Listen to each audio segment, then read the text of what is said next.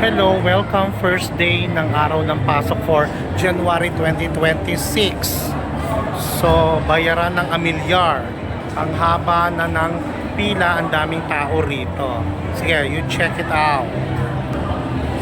Ayan, nandun yung pila. Senior lane yata to.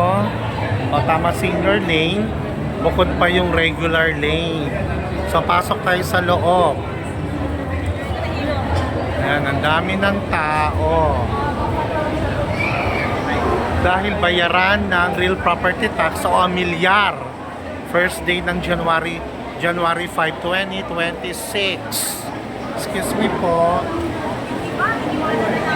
Ayan, pila. Actually, halo-halo eh. Merong sedula, Amilyar, business, Comelec. Ayan, pasok tayo sa loob. Pasukin natin ang pinakaloob.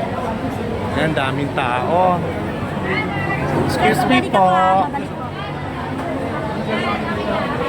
Ayan. Ayan, hanggang dito sa loob.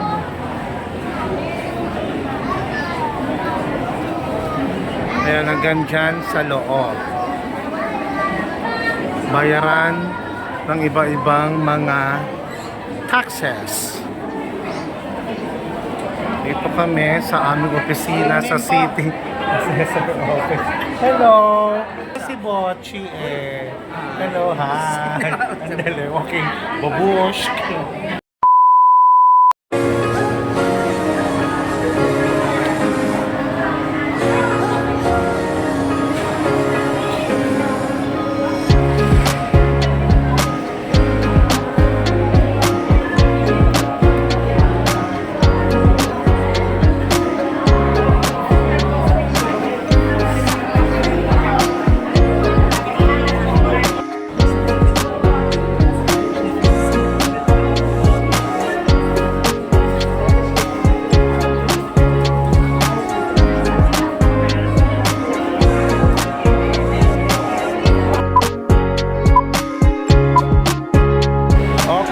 As of 6:15 p.m. alas 6 na po ng gabi, tuloy pa rin ang pila. Mahaba pa rin ang pila. Pero ito na rin kaysa compare kaninang umaga. Pagupaan na rin, pero mahaba pa rin ang pila rin. May pila pa rin dito sa labas. Ayan, nasa labas pa rin kami. So 6:15 na. Okay, check natin. Check nyo. Ayan, nahaba na pa rin ang pila. Konti na lang. Hindi katulad kanina. Hanggang dun. Puno. So, ngayon, ayan. Ngayon, konti na lang kahit papaano. Hello. Konting tiis lang. Konting tiis lang.